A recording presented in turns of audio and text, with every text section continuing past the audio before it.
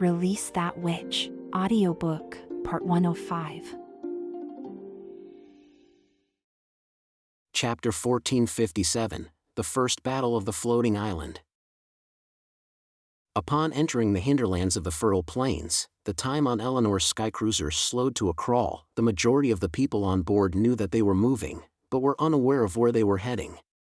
Only officials and higher-ups at the command center knew this. They were slowly inching towards the target. The map had clearly been marked out with a curved flight path, and the floating island would revise its direction to the east every 12 hours. According to the exploration group's report, Eleanor's Skycruiser's flight path would converge towards the new deity of gods in, at the maximum, 18 days. But the peace would not last till that day. On the 14th day of journey, the peaceful days were interrupted.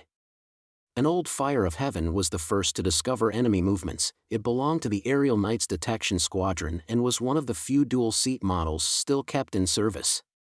The back seat was no longer designed for machine gunners, and was instead equipped with spark gap transmitter and a wireless transmitter unit.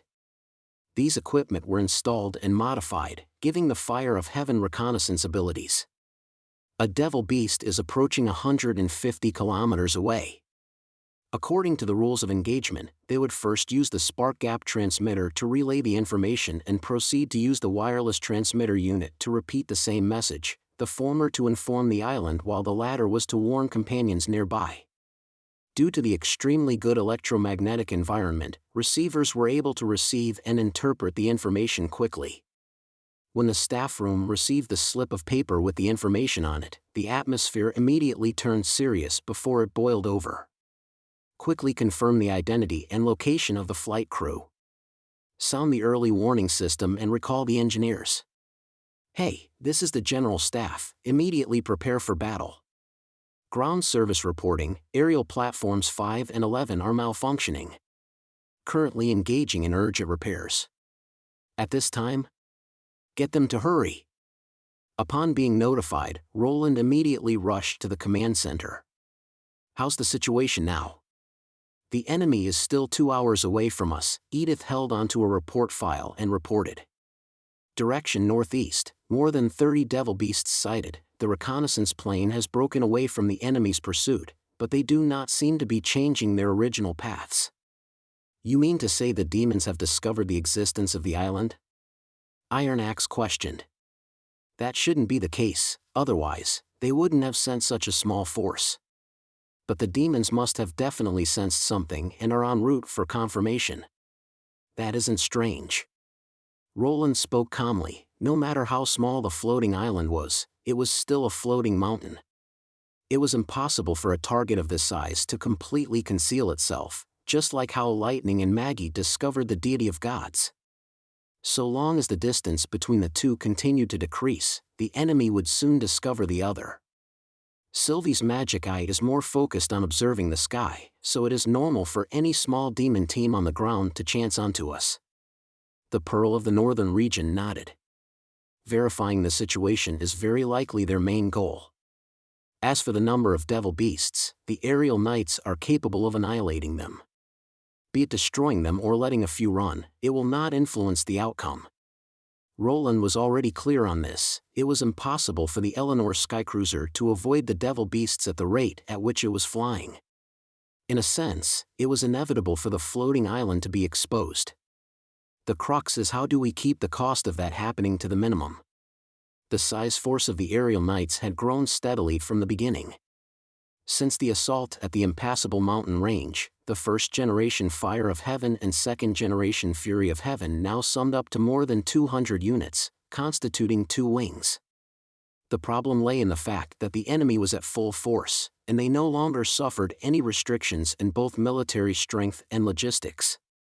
The Air Force was bound to suffer from great losses even if they reached parity of scale. Roland did not count on achieving air dominance in the battle, and only hoped for the protection of the bomber to accomplish its mission. This would undoubtedly require the entire Air Force, but if the aerial knights suffered too large a loss during the early phase, it would implicate the later plans as well. You mean to say we should employ Plan B when facing the enemy? Tilly asked as she pricked up her brows. That's right. At the same time, we will be able to examine the witch's gains. Roland no longer hesitated. Get your people into the underground warehouse. 2 hours later, the enemy discovered trails of the floating island. As what Edith had mentioned, they were purely sent to investigate. But unexpectedly, the devil beasts stopped 40 to 50 kilometers away. The leader used something similar to a binoculars apparatus and observed for a moment before turning to retreat without any thoughts of probing. Seems like the demons have learned a lot from Mask. The Pearl of the Northern region smiled. Seems like they have learned how to respect their enemies. They will definitely not surrender. Iron Axe gazed into the sky. I believe that our coming days will no longer be smooth sailing. Of course. Edith's voice contained a coldness comparable to the northern region. And this will be our best opportunity to weaken them. On the afternoon of the same day, the demons appeared on the horizon. They looked as though they were unwilling to wait even a day. But the troops were prepared for battle more than an hour earlier. All sluice gate channels that led outside were sealed, the biplanes employed as scouts had returned and parked in the hangars. The entire surface of the floating island was devoid of life, where even the North Slope Mountains revamped bridge was sealed. At the moment, the Eleanor Skycruiser appeared impervious like a huge mountain of stone. The higher-ups had convened in the command center. Using the magic power core to project a visualization of the outside, they were able to observe everything. The first wave of devil beasts appeared to contain 200 of them. As they formed a line and charged towards the floating island, it caused the sky to darken a few shades. Tisk, so many of them. Tilly frowned and commented. Roland nodded. I'm guessing this is just the vanguard meant to spearhead the attack. After all, the troops following behind the Demon's King City is the entire force from the Blackstone region. The number of mad demons is estimated to be over 1 million, so the number of devil beasts they have would not be any fewer as well. It was most probably their last day of serenity. They may have the numbers, but what can they do to a mountain? A voice suddenly sounded out within everyone's mind. The mellow and languid voice was memorable. It was Eleanor. Roland laughed. This was their battle strategy's most unassailable point. Indeed, the humans could do little to a deity of gods in response, but at the same time, the demons were unable to do so as well. I'll leave the rest to you. Relax, this is my revenge that have spanned for over 4 centuries, Eleanor replied. In her vision, an invisible net slowly spread out. Any movements made by the devil beasts within the net were turned into strings of numbers. Mathematics is truly interesting. She imbued magic power into her tentacles before directing at the entire floating island, activating more than 100 miniature cores that blossomed with blue lights, at the same time activating the machine gun turrets which were connected to them by various machinery. The machine gun turrets distributed at the edge of the island all turned towards the enemies. The gun barrels extended out of their shooting holes into the sky. At the instant the devil beasts entered her effective shooting range, countless streams of light surged out, while the invisible net transformed into a visible and dazzling screen of light. Chapter 1458, A Defense Line Held Single-Handedly. The 20mm autocannons were the most eye-catching weapons that formed long whips with the tracer rounds. Due to the higher pressure, the tracer rounds formed of match-men stones grew in light intensity. Adding that the tracer rounds were more compact than ordinary bullets, there were almost no gaps in along the tracer rounds' flight trajectory. Devil beasts struck by the autocannons had no leeway to struggle, being penetrated by a blob of light meant taking multiple bullets. Even if the bullets strayed away from the main body and struck their wings, the power of the bullets tore large holes through them. Of course, compared to shooting the wings, it was more common for the bullets to land on the swooping devil beasts' torsos. Following bursts of blood, a few rolled and plummeted, while the mad demons seated on them were only able to scream in anguish as they awaited their inevitable fates of colliding into the ground. The demons were not frightened away by the circumstances. Instead, they adopted abrupt drops to increase their speed, dispersing in 2 directions with the intent of breaking away from the shooting. This method would have undoubtedly been most effective if it was in normal times. Faced against flying targets, the First Army soldiers would habitually aim the guns to chase after the targets. Even the most proficient teams would require a few seconds to adjust their aim. But this time, they were up against Eleanor. Almost instantly, the Devil Beast's paths and coordinates were calibrated to form new trajectories. This was through countless polynomial equations and calculations that promptly determined the fate of the enemies. The curtain of light suddenly twisted. This was the first time the higher-ups who were observing the battle felt a sense of grandeur. The tracers no longer shot straight and instead drew arcs from the rapid turning of the barrels. The intertwining lines interweaved together and resembled ropes. Despite looking disordered and messy, every line met their targets accurately. Every single line were exact and positioned right in front of the Devil Beast's movements. Those not in the know wouldn't think that the bullets were chasing after the Devil Beasts, but that the Devil Beasts were rushing straight into the bullets. "I think that Lady Eleanor must be extremely happy," Phyllis suddenly commented. "Why?" Roland asked, perplexed. In the battle when Tequila fell, the first to tear apart our defenses was the enemy's Devil Beast force. At that time, they appeared in the air where we had difficulty reaching, allowing them to assault our weak points in our defense. Even though the Holy City's army rushed about busily, they were unable to ensure that every part of the city walls was safe. Usable crossbow machines and catapults became fewer, and the siege beasts eventually broke through, she recalled emotionally. At that time, Lady Eleanor stood at the wall with blood all over her with no demons around that dared to approach her, but the Holy City behind her was already in flames. So that's why. It's the reason for her talking about 4 centuries of revenge. No matter how strong an individual was, they would never be able to save the Holy City alone from the hordes of enemies. Upon connecting the dots, the words behind her languid speech had suddenly become more solemn. This time, Eleanor was once again standing at the forefront of the battle of divine will. And this time, what stood behind her was the force of the entire human race. "They are starting to split up." Morning Light Furlan suddenly called out. Through the magic power screen, the Devil Beasts that had sustained injuries suddenly separated at different heights. One charged straight towards the surface of the floating island while another flew at a lower altitude, apparently in attempts to avoid the autocannons. Most probably, the demons had figured out that conventional movements to avoid the bullets were no longer effective and they no longer pinned their hopes on harrying their enemies through the sky, but instead sought to land and seek cover. But Eleanor's defense was not limited to a single layer. Next up to join the battle were Mark I heavy machine guns that formed an interior defense line. Their turrets were smaller, almost half a meter tall. Due to the consideration of having no movements, the barrels were exchanged for longer and water-cooled barrels. All of the rotatable firing platforms were distributed onto the runways, bridges, and control towers meant to deal with enemies that attempted to jump through the first line of defense. The mad demons that landed finally proceeded with their counterattacks. They abandoned the Devil Beasts that had fended off against a hail of bullets and threw short spears towards the gun turrets or shot some form of electric light. These triggered explosions at the surface of the floating island. To Roland's surprise, he discovered that the short spears were no longer simple beast bones, but a compound spear mixed with unknown substances. The spear tip was black and triggered explosions upon contact from the apparent blaze and smoke emitting out. The mad demons that were capable of producing electricity and the mad demons encountered by the Witch Cooperation Association were completely different. Not only were they capable of employing their abilities faster, the distance had increased greatly. Obviously, this batch of mad demons was an elite unit.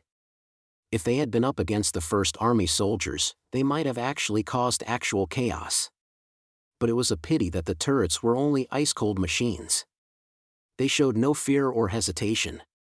So long as power was provided, they would never cease firing. Even if 1 or 2 sets misfired, they would not affect the other turrets. Of course, these were not Eleanor's last line of defense as well. 2 sets of 75mm cannons situated diagonally on the floating island were activated as well, gradually turning towards the enemy locations. The 2 smaller cannons were more than enough to cover the runway that spanned over 1 kilometer in diameter. This is a firearm battle which Pasha and the others mentioned. Eleanor thought to herself. Although she was unfamiliar with this form of battle, she instantly became hooked onto the feeling upon firing.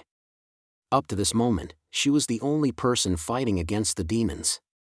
But despite her being the only one, the demons were unable to escape from her attention to attack the weaker points of the defense. Even at the bottom of the floating island, she had prepared 4 sets of 20mm cannons and 2 longsong cannons to fight the enemy. This was a stronghold that had no blind spots. Your tricks end here. Eleanor adjusted the aim of the cannons, turning them straight to the center of the field where a demon was suppressed and locked down by waves of bullets. From its striking armor and dressing, it was most probably a higher ascendant. She controlled the magic power core and pulled onto the firing rope. Boom! Sheesh! Following the loud boom and rumbles, the ceilings in the caves dropped sand and stone. Is that the first army engaging the enemy? Are they all right? Finkin swept away the dust on his head and looked upwards apprehensively. The bombardments can at most destroy the runway, they will not cause any harm to the hangars. Besides, Miss Lotus is around as well, so it'll be easy to restore the potholes. The voice sounded unfamiliar, as though they weren't pilots from the first class. Good, Finkin and Heinz turned to look, only to discover that the speaker was the trump card of the newcomers, Manfeld. Hi, seniors. He initiated a salute. Hey, your challenger is here, Finkin nudged Good with his elbow and whispered. Good rolled his eyes at his comrade and nodded at Manfeld. I think so too, but we have no idea when we can move out. It'll be soon. Manfeld closed his eyes and listened for a moment. The intervals between the firing of the machine guns are lengthening, which means that the demons are powerless before our offensive. I believe that the higher-ups will be sending out the command for us to counterattack soon. You can hear the machine guns through the rock strata? Good was shocked. If I focus wholeheartedly, yes. Manfeld nodded. Finkin mouthed to Heinz he's acting cool. Right at this moment, the loudspeakers inside the hangar blasted with Princess Tilly's voice. All aerial knights, board your planes and prepare for battle. Chapter 1459, The Complete Form of the Skycruiser. All the higher-ups clearly saw the withering strength of the enemy. Be it those that landed on the island to attack or those that flew around in search of weak points, the demons were incapable of finding a way in. Under Eleanor's precise attacks, every minute that they stopped posed a huge risk to them, resulting in extremely high injuries and death counts that were unacceptable for the devil beasts. Soaring in the air meant speed, agility, and zero hindrance from the terrain. The devil beasts had ruled the skies for centuries and always held the absolute power on the battlefield. But in the face of the floating island, they probably never expected that more than half of them would fall even before seeing their enemies. There were even demons that had started to turn tail and retreat. Or in other words, escape. This was the perfect opportunity for the humans. The core goal of Plan B was to obtain the highest kill count in exchange for the smallest cost, so pursuing the retreating enemies was deemed as the absolute opportunity to build upon the result. This was not a novel idea, but Eleanor's Skycruiser was the only thing capable of switching between defense and offense seamlessly. This was also the Skycruiser's most prominent aspect as compared to other flying platforms. Under Tilly's command, the command center immediately operated and switched to the corresponding procedures. Channel pressures contained, all steam pressures are working as per normal. Hangar doors 1 and 6 are about to open, please stand by and clear the runway. Ground service reports that they need 5 more minutes of preparation. The first wave of counterattack force is in position. With the large longitudinal space, the hangars were designed for multiple takeoffs. And with the hangars situated at the center, they were allowed to project and scatter from the lower levels. Before being used, the interior runways were protected and blocked off by several heavy and thick doors and could only be opened using steam engines. Although every runway track had substantially decreased in length and were a third of the runways on the surface, it was sufficient for the light biplanes. In addition, it was not an issue if they did gain sufficient initial velocity, the floating island's ground surface elevation was enough for the heavier planes to raise their noses. "Are you not taking action personally?" Roland looked at Tilly. "This is a rare opportunity. I'll have the newcomers take it for practice." The latter laughed and raised the radio to her mouth. "Once the hangars are opened, move out immediately. The goal, to kill off every single one of them." Although it was not Good's first time moving out via the interior runway, all his previous experiences were practice runs. He finally understood why Her Highness emphasized on wearing earmuffs. More than 50 sets of biplanes sealed inside the warehouses revved their engines at the same time, producing rumbles that could only be described as astounding. Even at a distance of 2 to 3 meters, the ground servicemen who screamed could not be heard and appeared to be mouthing words. From the second the order was given, all aerial knights communicated with hand gestures and flags. Good was the first to roll out and enter a flight position. From the bubbling steam, the steel doors thicker than a grown man opened slowly, extending the runway further out into the distance. The door towards the end had a clear and distinct 01 written on it. With Princess Tilly's absence, he had become the undisputed leader. "I guess the first plane at door 06 should be Manfeld. Challenger, huh?" He grinned slightly. "Rachel, can you see this now? I used to look up at the nobles from a distance, but they are now chasing after me." Although he didn't express that clearly. Putting it that way wasn't too bad either. The ground service crew before him pushed out a wooden board with large cards that indicated the wind speed, temperature, and the floating island's rate of advancement. Ordinarily, the hangar doors would open against the wind, giving the planes much more rising power. But considering that the hangars might be attacked in wartime, they had to expect the possibility of not using the most optimal runway in battle. At this time, wind speed and the other parameters became extremely important, and the pilots had to preempt, adjust, and prepare for acceleration and the initial drop. Good gave the ground service crew a thumbs up. Right at this moment, the last steel door finally opened. The bright and dazzling sunlight instantly broke apart the shadows at the end, expanding from its initial small crack until it illuminated the entire runway. Strong winds gushed into the hangars and dispersed the lingering engine smell. Tailwind at grade 5 meant it was the perfect opportunity to attack. The ground service crew raised a green flag and waved down with all of his strength. "Runway clear, Good is moving out." Good shouted and jammed the control stick down. The fury of heaven roared and took off towards the light. In the accelerating process, he noticed the ground service crew members lining his sides, and they were waving at him. Upon cutting through the light, a short brilliance of white covered his entire vision, but was quickly replaced with all sorts of things as the vast and limitless world entered his vision. There were no longer any noise blasting into his ears, as though everything had turned silent in an instant. The fresh air that brought about the sweet scent of vegetation made him take a deep breath. Good took off the earmuffs and flew upwards, ascending above the floating island. The tracer rounds around directed him towards a certain direction. He caught sight of the devil beasts fleeing around 60 kilometers away, and immediately gave chase without hesitation.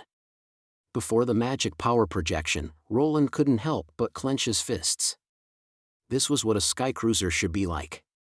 The gigantic mass, the abundance of weapons, and the ability to unload aircraft, just the sight of it was enough to overwhelm everyone with emotions. One after another, biplanes shot out from the mountain, giving chase and killing all the demons that managed to slip through the cracks. The aerial knights that were multiple times faster than devil beasts quickly held an overwhelming advantage. While attacking the deity of gods at the impassable mountain range, they had lost over 10 sets of planes just to suppress the devil beasts. But this time, aside from the loss of a few unmanned machine gun turrets, the 200 devil beasts did not kill or cause any harm to the humans. "It's now our time to give the enemy a headache," Edith sneered. It was apparent how the demon's use of the deity of gods to self-destruct and kill off humanity had greatly troubled her. To be able to use a similar object to retaliate made her elated and converse with a lighter tone. "I reckon that they will use a larger force to retaliate next." Iron Axe spoke up, "Or send out a senior lord-ranked senior demon." Roland quietly recalled the information regarding senior lords. According to Valkyries, aside from Silent Disaster that was proficient at offense, there was the other demon hailed as Blood Conqueror. But the latter was one promoted from the Lords of Hell and was more suited for ground combat, since no devil beasts were able to bear his size. On second thought, the Demon's King's giving Hacksword command over the Western Front was a fortunate thing for the humans. Regardless of what means they employ, we will be able to take them on to the end. But they don't have much time left. Roland looked at the map. The last 250 kilometers of distance was depicted with a red line. There was only 3 days left for the Eleanor Skycruiser to arrive at its destination for the final battle. Chapter 1460, Under the Mask. This is all because of Hacksword's betrayal. Your Majesty, please permit me to slaughter him. Within the presiding Holy See, Blood Conqueror roared in anger. From the blue veins popping out of his forehead and the steam spewing out of his mouth, anyone could tell that he was genuinely furious. The other senior lords had gloomy expressions as well. Only Nasapel remained expressionless. He even felt a little amused. Truly a bunch of fools. He had clearly warned them before. It was a pity that aside from undeserved, the other senior lords were skeptical about Silent Disasters and Skylord's collusion and attack on him. Even after Mask revealed his memories to the king, all the senior lords merely suppressed their doubts. They likely believed that Mask had somehow crossed them. Just because he looked like an assembled monster. In the end, even before they could hear Hacksword and Soraka's explanation, the human's deity of gods appeared. But wasn't it already too late to pin the blame on the traitors by then? The problem is, do you know where they are? Undeserved remained unfazed by Blood Conqueror's anger. Currently, Hacksword might be hiding in any corner within the ridge of the continent, and our citizens of Sky City might have been compelled by him. Without investing a large force into this, we will not be able to find any traces of a senior lord like him. Furthermore, he stared at the other party coldly. Even if you find Hacksword, don't forget that Soraka's is by his side. At that point, who knows who will be the one getting killed? You! If they weren't in the presiding Holy See, Blood Conqueror would have already taken action. Your Majesty, I don't understand this. A fleshy body squirmed and spoke up. Did the humans truly find some sort of evidence regarding the divine will? Otherwise, with Skylord's character, how can he ever side the humans? With all that they have done, are you still guessing about the reason for their betrayal? Mask interrupted him. Regardless of the reason, Hacksword had plenty of opportunities to report to the king. But what happened? Since leaving the Western Front, heading to the Bottomless Land and colluding with Silent Disaster, he never sought to communicate with King City from the beginning to the end. This is obviously a betrayal that had been in the planning. If I hadn't gained a breakthrough in my abilities, I would have died at Soraka's hands.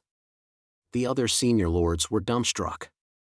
It was a piece of memory extracted from Mask and could not be faked, while Hacksword's wandering activities had been sighted by scouts in the northern extremity of the Land of Dawn.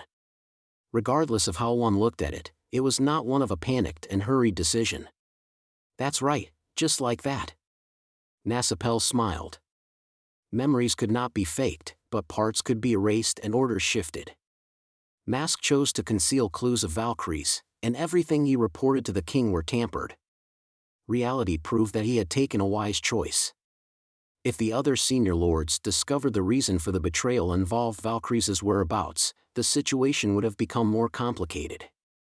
In that sense, the obtaining of the human's legacy might be delayed even further. He did not want to waste any more time. Mask is right, we should focus on the human's floating island first. They are clearly heading towards King City, Undeserved said. The enemy is floating in the air and wield weapons capable of covering all angles. It is not a battle suited for Senior Lords Blood Conqueror or Death Scar. Weighing the options, I am the one most suited to stop them. Like Resentful Heart and Death Scar, Undeserved was upgraded from a psychic, but compared to a mind controller who was good at confusion and manipulation abilities, Undeserved leaned towards melee combat. It was apparent from the attire he had, with a basic humanoid form. He was dressed in tight-fitting black leather. There was not a piece on armor on him like a sharp blade that had abandoned the notion of defense. The only difference between him and a human was the two horns that protruded out of his forehead, but Nasapel knew that the appearance was just a facade. Undeserved was capable of manipulating how other life forms felt towards him, and it was a mimicry capability stronger than Transformers. Mask had once experienced it for himself. While walking next to Undeserved, his consciousness immediately treated him as a rock, and he did not even have the slightest sense of his presence. He is the most plausible candidate. Or rather, the only choice out of helplessness, if I'm excluded, Mask thought to himself. Wars could never end by just an assassination, and the king would not agree to his plea. Overruled. As expected, the king's first sentence was to reject the suggestion. Nasapel was unsure if he had read it wrongly, but he felt that the king's tone had become even more indifferent. Killing the commander will only incite more chaos, and the replacement is more likely to expose themselves. The humans have witches that detect magic power. At the same time, do not forget the large number of anti-magic carriers. Your success rate will only stand at about 30%, with an escape chance of less than 1%. It is a meaningless risk. But the other senior lords, our race has more than the senior lords to do battle. Our higher ascendants shouldn't be underestimated as well. The floating island owned by the humans utilizes a god's stone pillar from the western region. It is unlikely that they have a plan B like our deity of gods. In the end, they are still relying on their own strength. Truly wise, Your Majesty. Mask extended both his hands out and exclaimed, in fact, I have studied how the lowlifes conduct their battle. The iron birds might seem difficult to handle, but they are in fact extremely weak.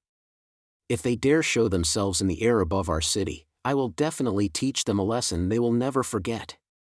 Even your magic power core instrument was taken by the lowlifes, so how trustworthy are your words? Deathscar retorted. If not for silent disaster, how could I ever have lost the authority over the deity of gods? Mask did not even look at him. The Western Front's battle have proven the potential of the symbiotic demons.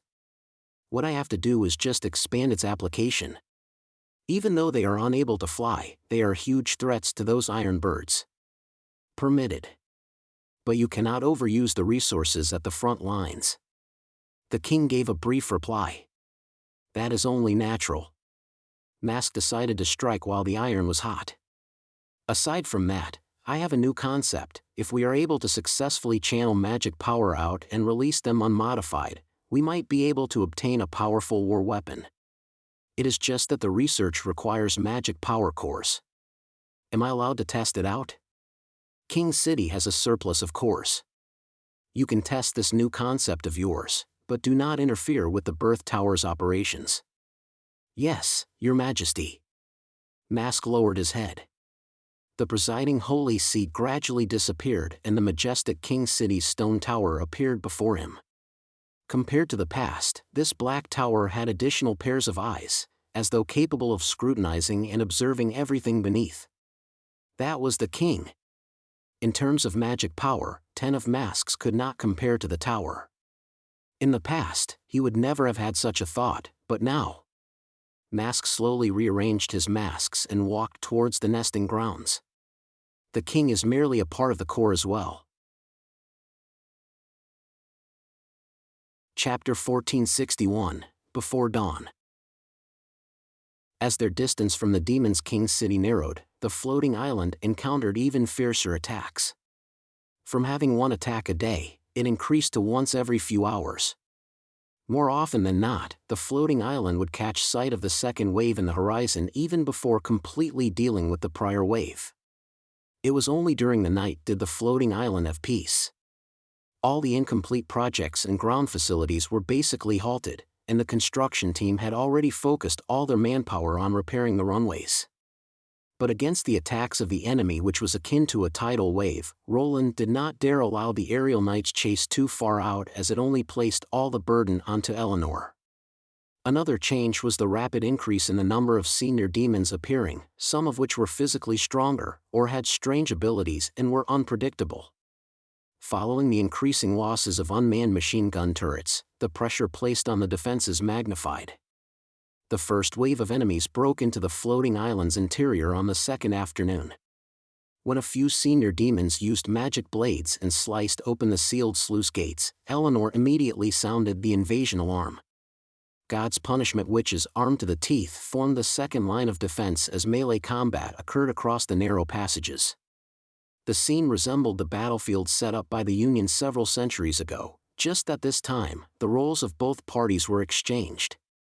In Alice's plans, God's punishment witches were the spears to penetrate the demon's formation and destroy anything in relation to the obelisk and Mother of Soul. Only by using their weak offense to break apart the enemy's defenses did humanity have a shot at winning.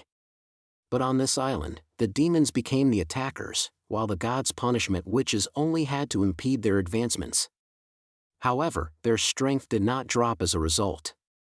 In a particular way, God's punishment witches were the bane of senior demons. Having their abilities sealed, it was difficult for them to gain the upper hand when facing a crowd of extraordinaries or ancient witches who did not fear pain. What's more, they held guns in their hands. As a result, despite the disadvantage in numbers, the God's punishment witches were still able to keep the enemy out from the inner region. At the same time, traces of demon troops appeared on the ground, the majority of which were spider monstrous beasts. They appeared in sparse numbers in the beginning, and later formed small patches of black puddles. Truly like ants waiting for corpses. Agatha glanced down at the scene beneath the floating island. If we were to descend, they will definitely surge forward and rip us all to shreds. There are even more demons en route. It seems like the demons' plan is to surround us. Phyllis's expression turned serious. The Union used to believe that a transcendent force was enough to obliterate the demons. Now, it appears like we were too naive. Yes, even without Mask or his symbiotic demon army, this number isn't something the Union can ever contend with. The Ice Witch closed her eyes. We have underestimated the battle of Divine Will far too greatly. At least you guys kept your hope, Roland consoled her and patted her on her shoulders. Regardless of the end of the Witch Kingdom and the two experiences of utter defeat for humanity, they kept the flames of resistance going and never gave up. That alone was no easy feat, Your Majesty. At that moment, Ferlin walked over with a new report. The trajectory of the demon's floating island has changed. It seems to be coming towards us. Who was the person who reported this? Miss Lightning from the exploration group. She even said that the enemy has expanded their patrolling radius of the devil beasts, so she and Maggie are no longer able to observe them from a distance. Miss Lightning also added that a large amount of magic power has appeared at the bottom of King City. She claimed that even her weak sensitivity to magic power was enough to sense the stifling aura. Roland looked at Agatha. What do you think that is? I don't know. The latter shook her head. But since they are converging their magic power to this extent, it's definitely not something trivial. I agree, Roland replied. Wasn't it surprising? Symbiotic demons, mass production of senior demons, deity of gods. The number of new advancements the demons had succeeded in could be said to be innumerable. Compared to the bone spears used in the beginning of the Battle of Divine Will, they were now equipped with improved spears capable of explosion, even though not every mad demon had one. Although the demons had not used the gunpowder of humans, they were bound to receive relevant inspirations. In the past, people often said that war was the best catalyst for improving civilization, and from the looks of it, there's some truth to the matter. Roland looked into the projection towards the dusky sky. God. Is this what you want to see? Without question, if they continued their advancement, there was no chance of winning if they only continued resisting the incoming attacks. At the moment, the floating island was going against the current, which was the black tides of tens of millions of demons. If the numbers increased by a few folds, the casualties within the island would only increase exponentially. And for a strong magic power disturbance to occur at the Demon's King's City meant that they had more than a single trump card. But he never had the idea of fighting the enemy to the death. The symbol that marked the final location for the floating island was very close, but since the demons were willing to initiate the bridging of the distance, he saved on the effort required. Inform everyone to head to the meeting room. Roland ordered Ferlin. It's time. Everyone in the command center stopped everything they were doing and moved over. The room instantly became extremely serious. Yes, Your Majesty. The knight puffed up his chest and bowed. A few minutes later, the higher-ups gathered at the top of the bridge. The sun was setting behind the horizon, dyeing the horizon blood red. With the entire field filled with demon corpses, it increased the desolation of twilight. Tonight, our enemy will enter our final attack radius. Roland looked at each and every one. They were gathered around the table in 2 rows, with the witches on one side, Anna, Wendy, Agatha, Phyllis, etc., and on the other side were the army commanders, Iron Axe, Edith, Brian, Ferlin. All of their eyes brimmed with unspeakable confidence. Even though the enemy numbers were enough to blot out the sky, no one revealed any intent of retreat or unease. There's no need for me to repeat this plan again. Since its inception, everyone played a part in it and witnessed the entire process, Roland said unhurriedly. Although I was the one who suggested the plan, it would never have come to fruition without everyone's hard work. The prototype bombs, the calculation of the parameters, the choice of the configuration, and airdrop tests, even with the support of the design bureau of Grey Castle, he had steadily taken a step at a time, completing a full set of tests as it went from something experimental to an actual weapon. It was just so that no accidents would occur on the real battlefield. To ensure a low possibility of detection and to prevent any unnecessary waste en route, the fleet will move out at around 5 in the early morning. Navigating in the night is extremely dangerous, but I believe that Tilly will be able to lead the aerial knights to success. If everything goes smoothly, a new sun will appear tomorrow morning. Seeing that no one objected at the meeting, Roland stood up and said, "Then, let me announce the official commissioning of the Glory of the Sun." He paused for a moment. Remember, the darkest period is precisely right before dawn. Chapter 1462, Night of Endless Toss and Turns. 12 a.m. The hangars remained brightly lit. All the magic stones that gave off light were gathered and distributed to the hangars. Aside from providing light, a portion of the magic stones were installed onto the planes for the lack of light sources.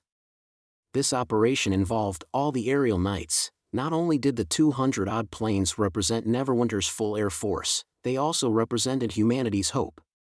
Several hundred ground crew support rushed about the warehouses with carts, inspecting every plane with Anna in the lead. With her hair tied up and with thigh-high boots, her appearance in work clothes left a huge impression on everyone. It also elevated the atmosphere. Roland was no exception. Her greasy cheeks in contrast with her sparkling and clear sapphire eyes left a deep impression in him. 1:30 a.m. With the plane inspections coming to a close, the refilling of fuel began. All the ventilation fans operated at full capacity to reduce the fuel fumes in the air. Due to the low requirement for illumination, along with the bid to lower risks and prevent accidents from occurring, this step was conducted at the hangars and ground surface simultaneously. Out of the ground surface air units, the most eye-catching plane were the 2 single-winged, 4-engine bombers. Although they were much smaller than the standard plane, their form remained sufficiently spectacular, with a wingspan of over 30 meters. Its pitch-black paint made it stand out at a glance. After swapping out the Phoenix's engine, she was only capable of flight with base oil, but in exchange for this was a reliable and mature body frame. Because of this, the Ministry of Engineering was able to rush out 2 planes before the actualization of the operation. Of course, the attractiveness of the 2 planes was not just their size. The appearance of the First Army and God's Punishment witches guarding the belly of the plane similarly indicated that the 2 planes were different from the others. Although the majority of the people had never seen the weapon that many had placed their hopes on, everyone knew that the 2 planes were the crux to deciding the battle. 3 a.m. The aerial knights gathered and conducted their last route review. Remember, the cover of the night doesn't give you any reference objects to direct you. The stars in the sky will confuse you, and any light sources on the ground will be the enemy bonfires. Tilly stood on the platform and spoke loudly. The only thing you can believe in are the flickering tail lights on the plane in front of you. Open your eyes wide and watch the positions of your teammates. Upon leaving the floating island, there will be no chance of turning back. If everything goes smoothly, we will arrive at the designated location by daybreak. After that, the two bombers will cast their bombs in succession. During this process, your mission is to ensure that our main assault planes doesn't get attacked. Shoot down anything that attempts to draw close to it, be they devil beasts or senior demons. Listen clearly, due to the gap between the casting of both bombs and the explosive might of the bombs, do not stay too close to the target. Aside from that, regardless of the outcome, the fleet must return to the hangar. King Roland has allowed for failure, but hasn't agreed to sending people capable of living and surviving to die on the battlefield. The sky belongs to us, and I hope that will never change. Let us write a brand new page of history for humanity. For this operation, I will be flying alongside you. Yes, Your Highness, everyone shouted out in unison. 3:50 a.m. To be honest, I'm nervous. On the ramp beside Phoenix, Roland noticed Tilly's slightly trembling hands. It was his first time seeing her reveal an unsteady and nervous expression. They were only half an hour away from the scheduled flight.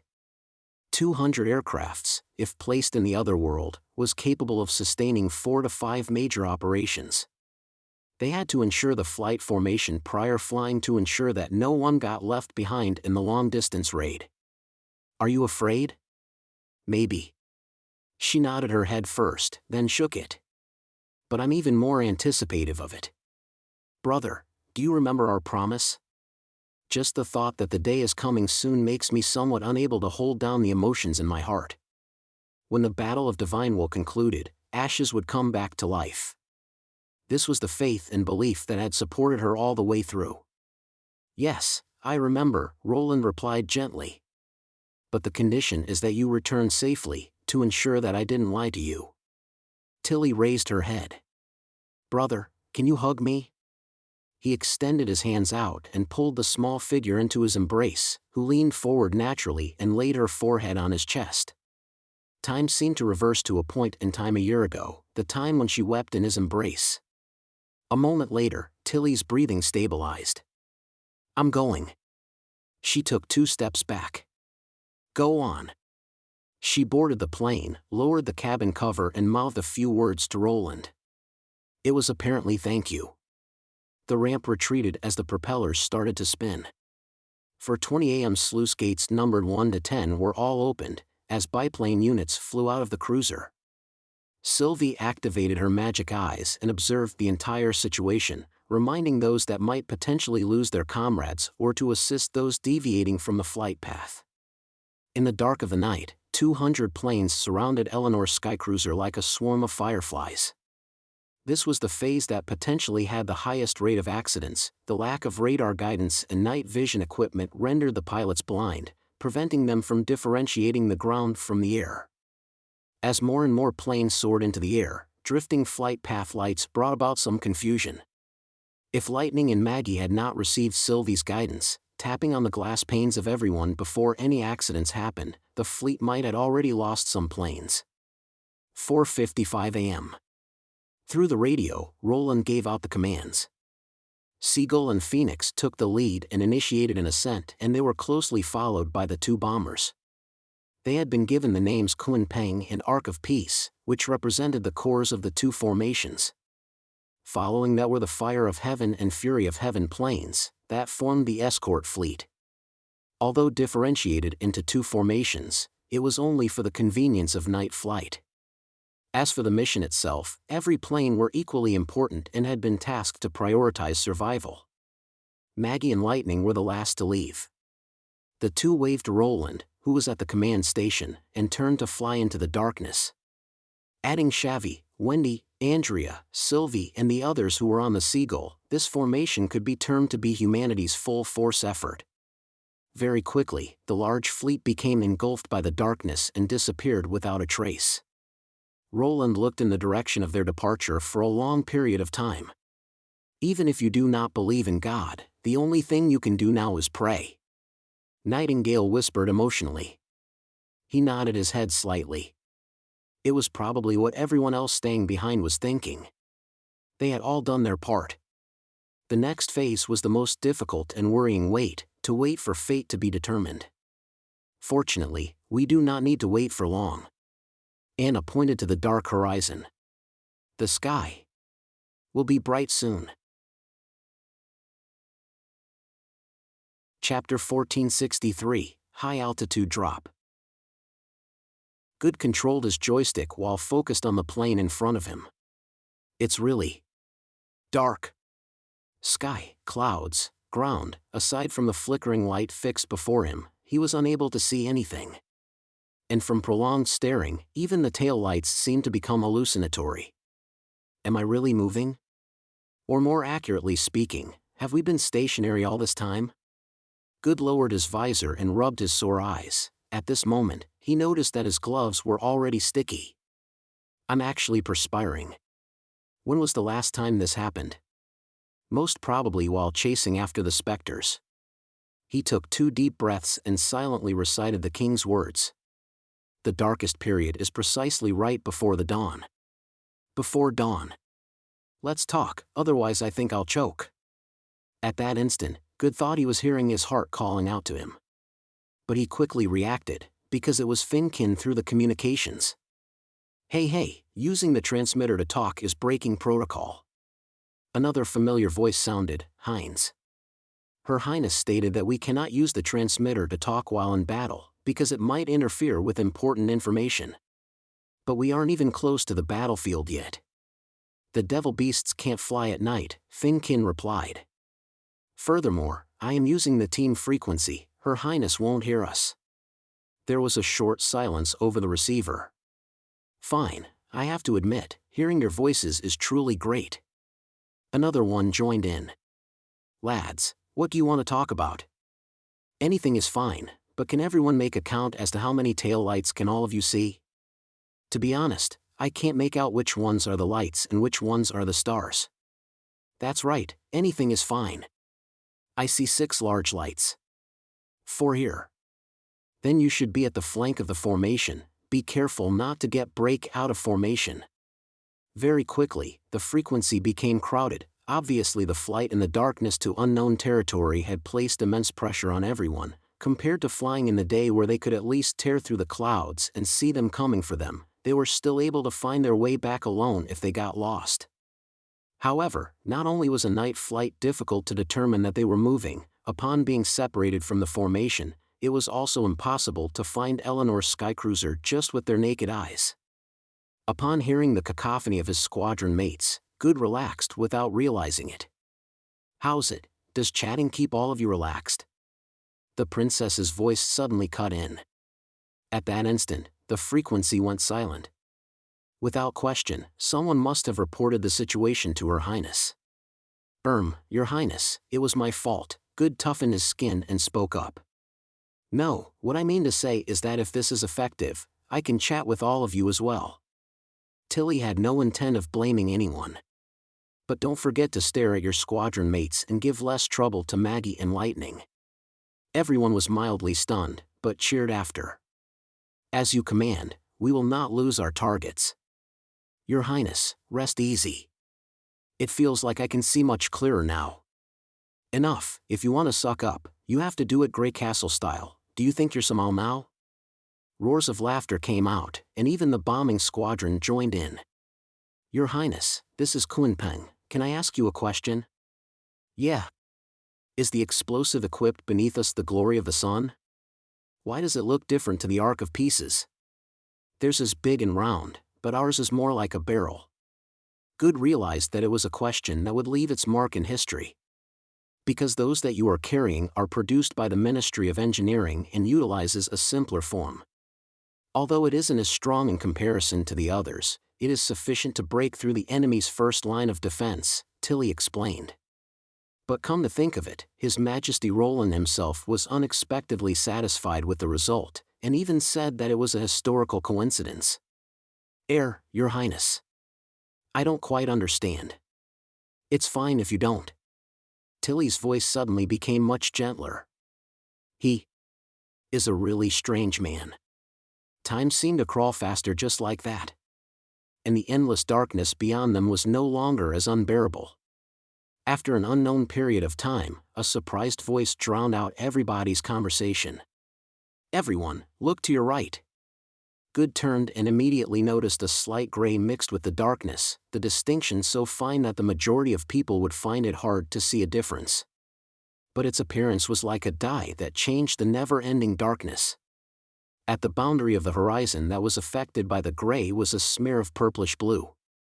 It was the prelude to daybreak. Focus up! Tilly bellowed. We are arriving soon. At the same time, inside the seagull, Sylvie looked through the darkness and caught sight of the deity of gods' approximate position. To avoid being sighted by the thousands of demons, she had restricted her ability only to the sky, just to ensure that the formation's path had not deviated. It was only when daybreak was approaching did she carefully cast her eyes to the ground. Reality proved that be it the early stages of planning and calculations or the later stages of implementation, everyone performed outstandingly to complete their tasks. In less than 10 minutes, she sensed the astonishing magic power blossoming out from the deity of gods. As they pulled closer to the deity of gods, she finally saw the gigantic stronghold surrounded by black stone walls. At this moment, the gigantic protruding structure remained static in midair, most probably to conserve magic power. It was only tens of meters away from the ground surface. Behind it were dense troops that spanned across several kilometers. It was a God-given opportunity. She realized that in order for the ground troops to keep up, the deity of gods would stop upon nightfall. With such a large target staying completely still, it was impossible for the bombs to miss. More importantly, as dawn had not arrived, there were no patrolling devil beasts around, allowing them to seize the initiative. Sylvie picked up the handset while informing the bombing squadron of the data regarding the target while observing the enemy ranks. In her spherical field of view, the entire battlefield gradually exposed itself to her. Situated high above at 7,000 meters were the two bombers. It was an altitude which would demand the devil beasts to take an extremely long amount of time to ascend and reach. Situated in the middle of around 2,500 to 3,000 meters in altitude were the biplanes in formation, forming a tight net to intercept anything that attempted to ascend. The deity of gods was less than 10 kilometers away from them, and in a few more minutes, the Kunpeng would be able to conduct the drop. But right at this time, a strange senior demon entered her vision. Despite the distance, both their gazes found each other. The demon suddenly stopped moving and raised his head. He's an demon, he spotted us. Sylvie's heart jumped.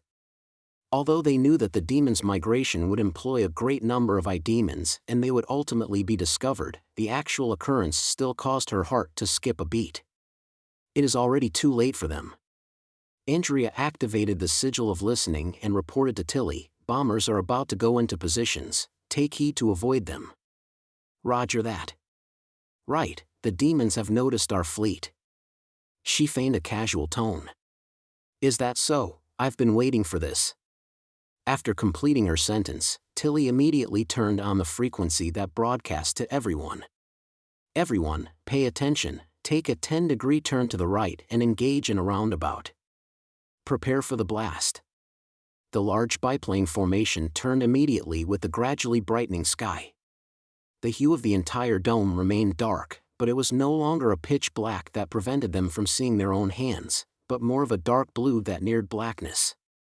The stars turned dimmer as the lights on the planes became more obvious. The only one that remained in its original path was the Kunpeng. It had to maintain perfect stability before casting the bomb. Unlike the Fury of Heavens that were capable of dropping bombs while diving, the Kunpeng and Ark of Peace were specially designed planes meant for unloading the unique bombs, with all sorts of aiming equipment on the ready. The planes also had pressurized capabilities, allowing them to fly much longer than the ordinary biplanes. Although night vision was extremely limited, there were thin clouds beneath them. But sight was not needed with Sylvie supplying the accurate data. The crew in charge of releasing the bomb only performed simple calculations and gestured to the pilot that they were ready. Open hold, release. A low rumble sounded from the belly of the plane when the control stick was being pulled upwards. It was the sound of the heavy bomb being separated from its frame. Once the large object that weighed about 4 tons was released, the bomber was instantly lifted, swaying for a moment before regaining stability. This bomb that transformed into an unremarkable black dot increased its speed due to gravity, heading straight towards the deity of gods. Chapter 1464, Daybreak. Above King's City on the deity of gods. Mask, who possessed many heads, did not require long periods of rest. Or it could be said that by staggering rest for each of his heads, he could maintain a long period of lucidity. As such, the moment the demon guards noticed something abnormal, he received the alert. The enemy is here. The king's consciousness was also transmitted over without causing so much as a stir. From the dark of the night. Those lowlifes are trying to use the night to avoid the devil beast's surveillance. That is without a doubt. However, what can those iron birds do? Do they think that we remain without any preparations? I'm still waking those bogle idiots up, but it still requires some time. Undeserved's reaction was clearly slower, but in consideration that he only had a mere head, his wariness was already perfect enough. It wouldn't matter if it's a little late. Nasapel took out a mini-core. I've said before that I've already fully studied the combat strategies of the Iron Birds. Your Majesty, leave these irritating lowlifes to me. Under the might of his magic power, the black stone wall that formed King's City's dome extended several crystalline branches. These were originally part of the first generation of symbiotic demons, but after his special modifications, it could no longer shoot out crystalline needles, but another type of special miniature symbiotic demon. After several clashes, he could already tell that the Iron Birds, machinery which the humans called the Fury of Heaven or Fire of Heaven, possessed a clear flaw. Despite their speed being faster than bogle beasts, there was no way they could change directions as agilely as the latter. This flaw was more obvious the faster they went. The resulting flying trajectory presented a circular arc, and when diving, there was no way they could do a barrel roll. This meant that at specific points in time, they definitely needed to pass through certain spots. In other words, as long as they decided on the needle's fragmentation degree ahead of time, the symbiotic demon's chances of hitting the Iron Birds would greatly increase. Of course, the crystalline needles were incapable of doing this, but by viewing the problem from a different angle, changing the projectile to a symbiotic demon which could autonomously judge the situation would make everything a lot simpler. These needle-shaped objects would automatically explode when approaching the Iron Birds, turning into a group of symbiotic demons which could temporarily float. Once they landed on the Iron Birds, they would act like parasites, tearing and chewing the target's weak outer shell. Mask believed that this series of defensive systems would definitely leave a deep impression on the sneak attackers. However, through the demon guards, the subsequent reactions of the humans left him slightly surprised. The mechanical Iron Birds did not launch an assault on the deity of gods during the gap before the devil beasts rose to the sky. Instead, they turned south collectively, like they were deliberately avoiding King's City. What does this mean? Are the lowlifes abandoning the attack?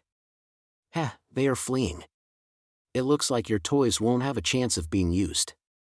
Undeserved scoffed lightly. In the end, it still requires me to do the pursuing of humans. No. It shouldn't be like this. Nasapel frowned. Although he labeled the humans as lowlifes, the past clashes was enough to prove that this magicless bodies had no lack in courage. Since they were taking the risk to plan a night expedition, how could they show fear and escape before the battle began at a critical point? Now, there was only one source the demon guards could sense in their vision. It implied that most of the lowlifes had yet to see the deity of gods. While the night limited the other party, it also weakened the demon guard's senses. Could it be that this bunch of Iron Birds are not the main assault force of the humans? An idea suddenly popped up in his head as he controlled all the demon guards to look around the empty skies around the deity of gods. This time, the demon guards were not using magic power, but the visual abilities of thousands of eyes. "What are you doing?" Undeserved immediately protested unhappily. Mask didn't bother explaining to him. All his brains were connected to the demon guards. After a while, he finally noticed something peculiar in the empty night sky. He saw an inconspicuous black metallic object flying towards the deity of gods. Its body was far smaller than the iron bird, and it was very difficult to differentiate it from the dark blue background. This cylinder-shaped object immediately made Mask recall of the explosive object that Fury of Heaven Plains had dropped previously. However, were the humans going to such great lengths just to drop something like this? Even so, Nasapel continued ordering his subordinates to launch the magic barriers. At that moment, an extremely bright light bloomed in the sky. This was also the final scene he saw through the demon guards. The light lasted for less than the time it took to blink.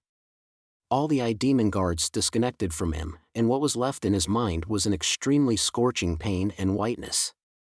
He could not help but growl. But this was not the end.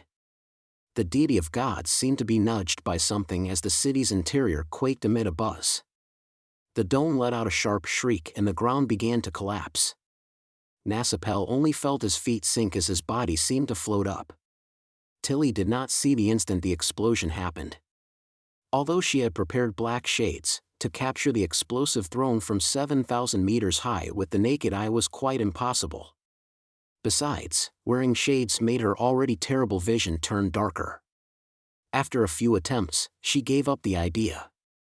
As such, only when the world was lit up did Tilly subconsciously realize what was happening. At that fateful moment, she had her back facing the deity of gods. Instantly, the plane's wings were illuminated into a sparkling radiance. Even the rivets on it could be seen clearly. As for the protruded parts of the plane, it even drew out a staggering long shadow. In the past, only Daybreak could outline and illuminate all things in the night sky, pushing back the darkness.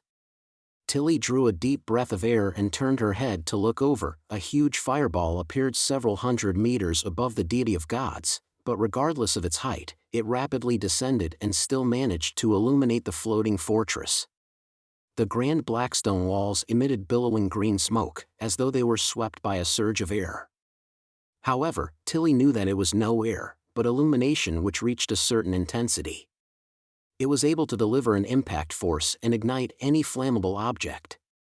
At the same time, the fireball began warping as ripples began to rapidly spread outwards. If not for the deity of gods setting off as a foil, she would not have been able to see this stunning scene. The ripples collided with the floating fortress beneath it, akin to a gigantic palm striking a wooden table that was covered in dust. Large amounts of dust instantly stirred and nearly blanketed the vertebral body's surface. Following that, it was the rest of the deity of gods and finally, the ground. From the moment the smoke leaped up, one could tell that the ripples looked nothing ethereal. They were corporeal and real. After it struck the ground, it continued inflating, surging straight for the fleet. "Prepare to charge." Tilly raised the transmitter receiver and yelled. Boom! Only then did the earth-shaking boom reach her ears. The silent night was finally shattered. Accompanied by the rumbling booms, the planes began to vibrate violently. At the same time, under the influence of the blast, the planes plummeted like they had lost control. It took them several seconds before they stabilized the situation. The loud boom was like a gong that marked the creation of a new world, announcing the arrival of dawn.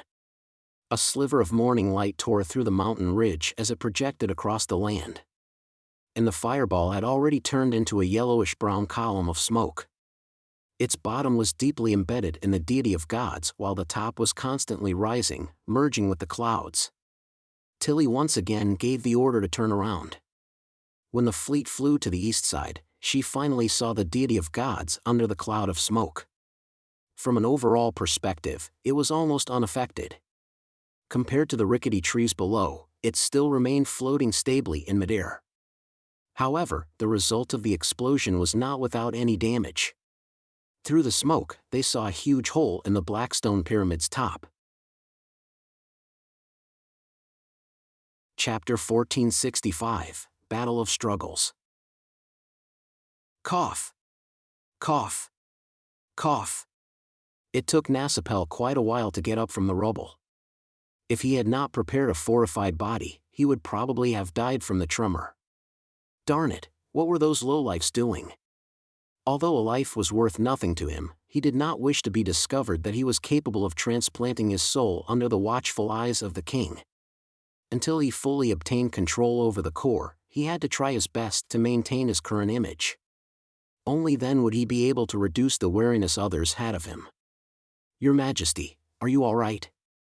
The dome to King's City is damaged. The magic barrier has been shattered. The time to restore it to normal is expected to take an hour. The king rigidly instructed, we have to immediately take countermeasures. What was the bright light and boom from just now? Blood Conqueror's voice interjected. Why was I able to see the turmoil even from Arietta? Where are the Demon guards? I can't contact any of them. Undeserved felt somewhat flustered. Mask, what did you do? What did he do? A raging fire suddenly surged up in Nasapel's heart. Had these idiots who were all brawn no brains not figured it out yet? The humans had launched an unprecedented attack on the demon race. The white light's brightness had reached an unbelievable state. Just the visual blast was enough to cause damage. Now, more than 10 of his brains were blind. Even the sun couldn't do the same. As for the outcome of the Demon guards, it was obvious. For the first time, Mask did not hide his emotions. The Demon guards are dead. Use your own eyes to see. After he said those words coldly, he went up to the nearest floating platform. On the way, rubble kept falling from the dome, crashing into the wide red mist lake. Regardless of this damage, it did not threaten the birth tower. But ever since the establishment of King's City, this place had never been defiled by the enemy. This no doubt was a setback to the race's psychology. After climbing to the highest point of King's City, a sizzling hot wave inundated him. There was a smell of burning mixed in the air as though a fire had once ravaged the area. He clearly remembered that the white light first appeared close to the top of the dome, a few hundred meters in the sky from where he was. Despite such a distance, the heat still remained and this far exceeded his level of comprehension. After surveying the area, Nasapel had a basic understanding of the entire situation. Without a doubt, the black metallic object was the culprit of all of this. Not only did it cause a huge hole in the dome, but it also destroyed many symbiotic demon defensive installations. From the periphery of the cracks that cratered in, the outer region of the city had been crushed by a particular force. Although the crystals that made up the upper shell was not as resilient as the birth tower, they had been under the protection of the magic barrier. Yet, just one attack had blasted open a hole. This served to prove that the destructive force of the object was astounding. It was absolutely impossible for snow powder to have such effects, even if the quantity was raised by 10 times. The weapon the humans had used was clearly new legacy, but the demon race knew nothing about it. What warped Mask's expression even more was that the iron birds did not swoop down while taking advantage of the situation. They did not launch an attack on the ground forces which were in chaos. Instead, they turned around and had no intention of coming close. This thing. Could it be that there might be more than one? He turned his head to see the tower and the churning red mist lake beneath the crack as his heart abruptly sank. Let all bogle beasts rise into the sky. Do not be held back by the iron birds. Investigate from a high elevation as best as they can. Once they discover any abnormalities, report it to me immediately. Mask roared using his consciousness. Report to you? Nasapel, are you mistaken about something? The King's City's Bogle Beasts army is under my command. Undeserved said in an unfriendly manner. If I had not managed to successfully produce a symbiotic demon capable of flight from my research, would I be here listening to your nonsense? Mask held down his anger and said, listen up. The human's main force is not that bunch of iron birds, but something else. As he recalled the scene from before, he continued, that thing likely can fly very high. And it carried a weapon that is dropped from a high elevation. It will then detonate at a particular height. Due to its tremendous might, all the iron birds are circling the outer perimeter. Their goal is not to attack the deity of gods but to protect the main attacker.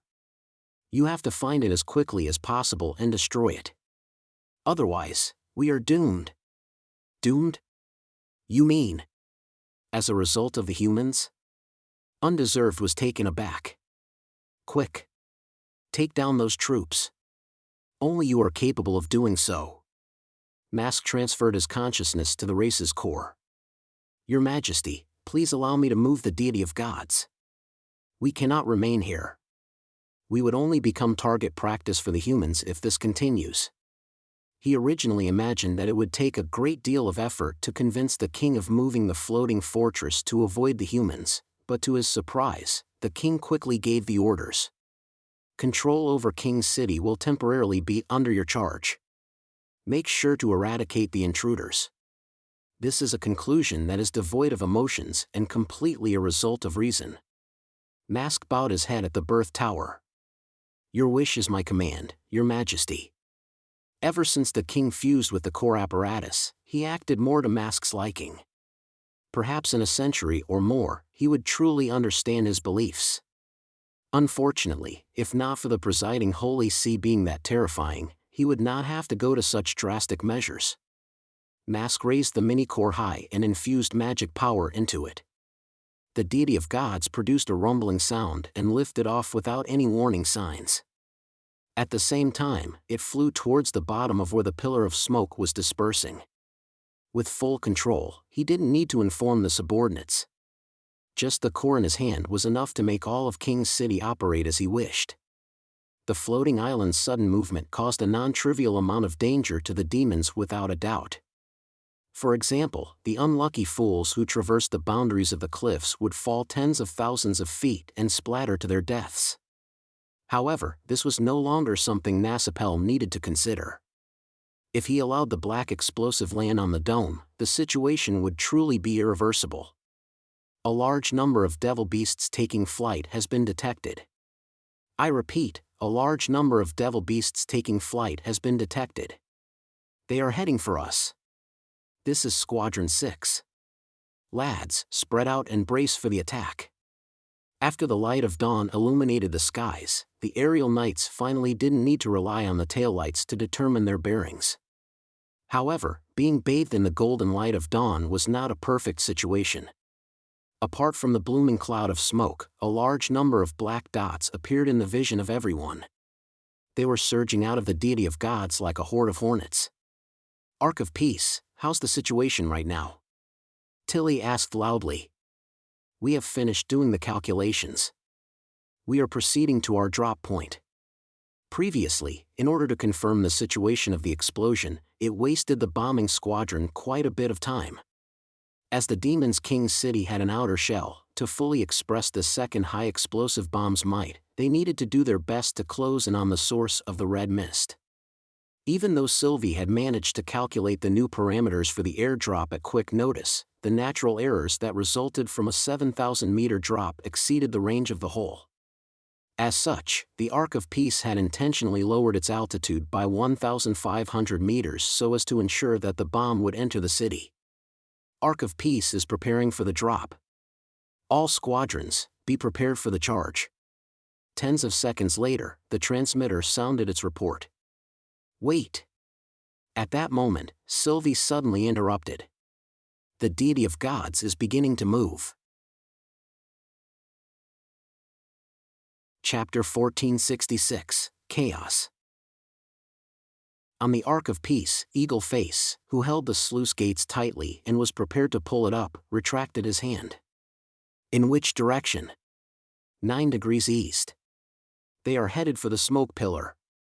Instructor, what do we do next? The chief pilot turned his head and asked. With the deity of gods' mass, it was impossible to avoid a bombardment from the air even if it moved. What's more, the magic barrier had been dispelled.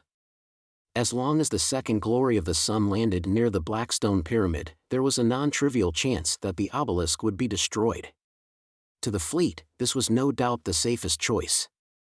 However, he had not boarded this plane out of concerns for safety. The pilots of the two bombers were picked from excellent trainees.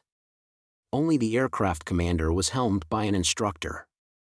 The goal was obvious. The former was key to flying the plane well, while the latter was the guarantee that the mission would be completed. A non-trivial chance of success implied that there was still a chance of failure. And what he wanted was to lose the parts that relied on destiny, pushing what he could control to the maximum. Regarding the possibility that the deity of gods would move in between the two assaults, to the point of it moving right from the beginning, the general staff had discussed the matter numerous times. There was only one solution: exchange height for a successful hit. This could happen until the enemy had no way of dodging the strike. Descend by 2,000 meters. Recalculate the drop trajectory. Eagle Face did not hesitate to give the order. We will follow them wherever they go. At this moment, the devil beasts had already collided with the fleet. Good could feel the sky darkening more than a shade. It felt as though the dawn which had just happened was once again swallowed by the night sky. No matter where he looked, there would be enemies all around him. The only thing that eased his heart was the glaring stream of light which the fury of heaven's autocannons spewed. Aiming, or simply firing straight ahead, would tear any devil beast that blocked the way to pieces. Technique of each individual was of little meaning in a battle of this scale. Even if one had eyes all around, it was impossible to discover every enemy that charged at him. If not for his squadron mates protecting him along the way, he would have long been struck by the bone spears that flew everywhere. After 3 firing sweeps, Good felt the scene before him light up. He realized that he had already torn through the hordes of devil beasts. When turning his head back, no enemy was pursuing his tail. What are the demons doing? Their attention does not seem to be on us. Finkin, who had always been by his flank, also noticed this. As Good steered his plane to pull open a distance, he instantly felt something amiss. Taking in the combat situation as a whole, only a small number of the dense horde of devil beasts in the sky was entangling themselves with the aerial knights. The rest were trying their best to fly higher. Logically speaking, the demons should not have been able to discover the bomber that was above the clouds. The facts also proved that they had yet to discover their target. Although they were climbing higher into the sky, the trajectories they took were utterly chaotic. It felt like they were barging around aimlessly. Darn it, the demons are trying to find the Ark of Peace. Good roared into the transmitter. Isn't that good? Finkin whistled. At their flying speed, it won't be easy for them to catch up to the bomber.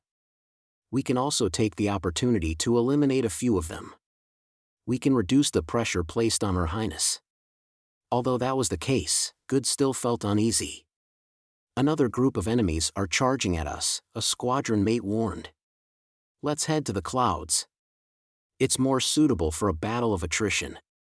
When at an elevation above 4,000 meters, the devil beasts would find it exhausting just to flap their wings. We can then shave off the vanguards one layer at a time. That sounds like a good plan. I'll first head on up. More than 10 biplanes raised their noses and flew for higher heights. However, Good did not follow. He adjusted his transmitter to the squadron's channel and said individually to Finkin, "Let's stay in this area." What? Stay here? What if the enemy suddenly abandons the search? The first to bear the brunt would be us. His old partner immediately voiced his doubts. Besides, aren't we letting the rest take all the credit by not seizing the opportunity to make more confirmed kills? That's not what's important. What's important is the actions of the demons. Good explained as he stared at the battlefield intently. Think about it. Since they can guess at the existence of the bomber, would they not discover that the strike was, in fact, a result of an inconspicuous bomb? No way. The demons do not know of the existence of the Glory of the Sun project at all. They did not discover our attack ahead of time either. How is it possible that they figured out so much just minutes after the first bomb strike? I'm not sure, but I feel that the floating city's movement towards the smoke column is probably not a coincidence, Good muttered. Typically, that's a dust cloud formed by the explosive material. They would be eager to dodge it, so why would they deliberately approach it? If it's a deliberate move by the demons, it means the period of time when the bomb drops is the final moment they can counterattack. All right. After a moment of silence, Finkin replied helplessly, I'll believe you this once if you say so. However, if we lose out on achieving meritorious deeds, you will have to compensate me. How's a month of chaos drinks? There's no need. Just introduce me to your younger sister.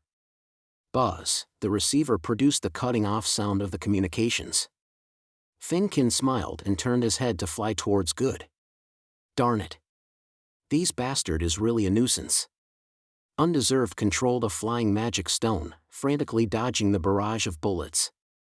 According to Mask, being hit by these tiny objects was no different from being directly struck by a hammer. The magic shields were unable to last long either. Even Silent Disaster had suffered under the human's firearms, so he naturally had no plans on experiencing it for himself. With his abilities, it would have been easy to interfere with the human's senses. Even if they wore God's stones of retaliation, he was still able to influence them to a certain extent. Unfortunately, he was targeted by a witch. To Undeserved's dismay, the witch had no intention to use magic to clinch victory. She rode on a blood-red iron bird and would never enter a radius of 900 feet from him. Despite fleeing after every strike, she was agile and her aim was good. It caused him to enter a passive state of being unable to catch up to her or shake her off his tail. For a magic power user to not rely on her magic but on an external object for combat was an insult to him.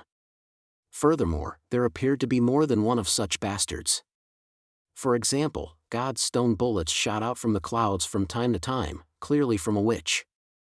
If not for his upgrade, making him especially sensitive to enemy intent, he would have long been struck by the sneak attack. It was meant to be a pursuit of the humans, but they ended up being hounded by their prey. This threw Undeserved into a dilemma, and he never felt so peeved before. At the end of the day, the only one who could be as agile in the sky as on the ground was Hacksword, who was known as Skylord. Despite all his abilities, all he could do was dodge with the help of the flying magic stone. It's all Nasapel's fault. If we were allowed to use the Bogle Beast army to engage the enemy in battle, would I be chased by this unbridled red iron bird? What main attacking force that's hiding high in the sky? He speaks of it like he has seen it for himself. Undeserved dodged another attack of the witch and turned to look upwards, only to feel stunned. He saw a massive, pitch-black iron bird swoop out of the pillar of smoke. Its frame was thicker than the biggest Bogle beasts. Its wings had 4 propulsion installations, completely incomparable to the other double-winged iron birds. Without a doubt, this was the abnormality which Mask was referring to. To think he actually got it right. The other Bogle Beast's troops also noticed this. They chased after the new target based on the commands originally issued. Although the humans attempted to stop them, their numbers were puny in comparison. All they could do was stall for time. Downing the gigantic iron bird was only a matter of time. Fine. You got it right. Undeserved used a sigil to send the message. My troops have discovered your so-called main force. I believe it will soon be resolved. However, Mask's voice did not have a tinge of relief. What does it look like? Tell me, quick.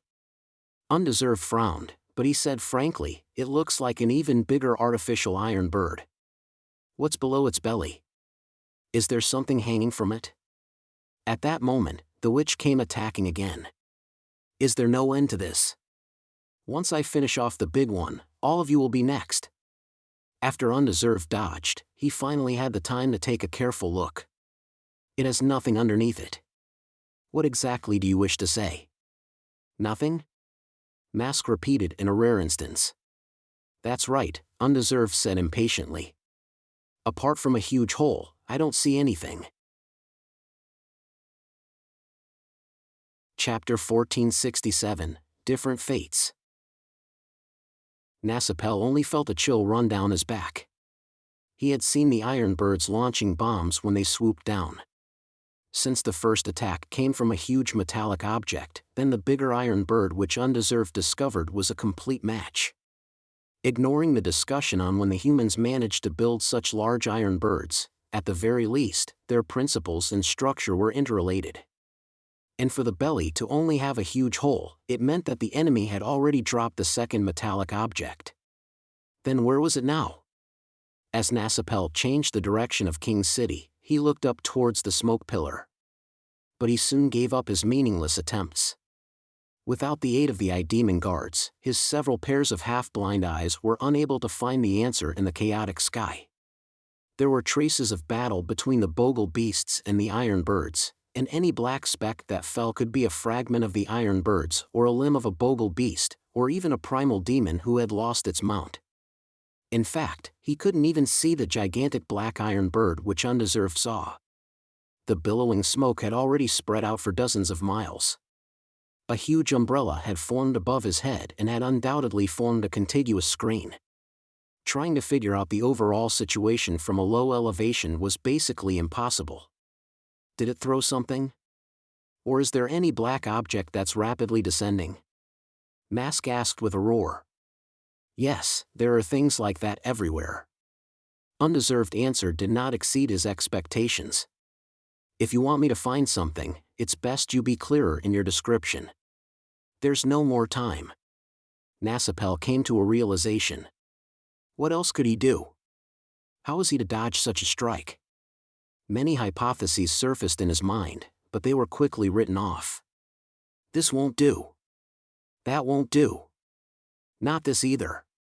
Finally, Mask discovered that he was at his wit's end. Faced with the enemy's incredible legacy weapon, there was little he could do.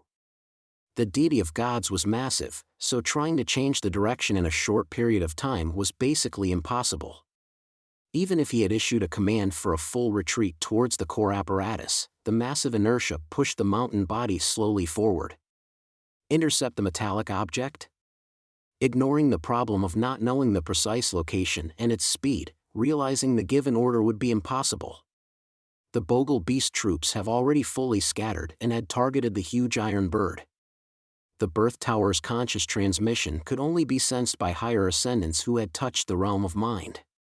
There was no way for him to immediately inform the threat to more than 1,000 primal demons and junior demons who were in battle. The only thing Mask could pin his hopes on was that the fellows with one head could be a little smarter, treating the human's weapon as another abnormality, and not allow the black metallic object to crash into King's City. The fate of the demons no longer had anything to do with his personal will. Sylvie could not help but bite down on her lips. The Ark of Peace was already billowing in smoke due to the attacks of the demon's encirclement. The plane's nose was indented from the enemy's strikes, and although 2 of its engines were still working, it did not reverse the fate of it crashing. Around the Ark of Peace was a dense horde of devil beasts. They were coming from every direction, throwing their long spears with explosive effects at the plane which had lost control. The scene reminded her of vultures splitting the meat of their prey. This was also a decision made by the squadron. In order to reduce the errors from dropping the bomb, Ark of Peace had descended from 7,000 meters to 4,000 meters. This distance was already smaller than the safety limit, and the trajectory calculated was basically that of a direct drop into the enemy's search zone. At the same time, with them passing through the fatal radiating column, it meant that there was no turning back once they decided on a course of action. After obtaining the modified parameters and calculating the outcome, the aircraft commander, Eagle Face, did not say much to her. All he said was 2 sentences. Ark of Peace, roger that. Thank you.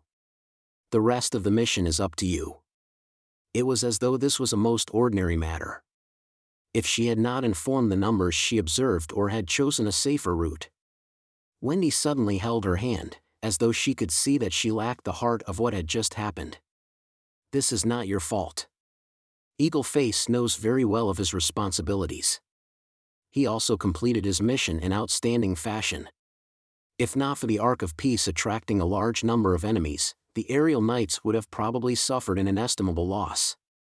Let them retreat from the blast zone and be prepared for the blast. Sylvie knew that Wendy was right.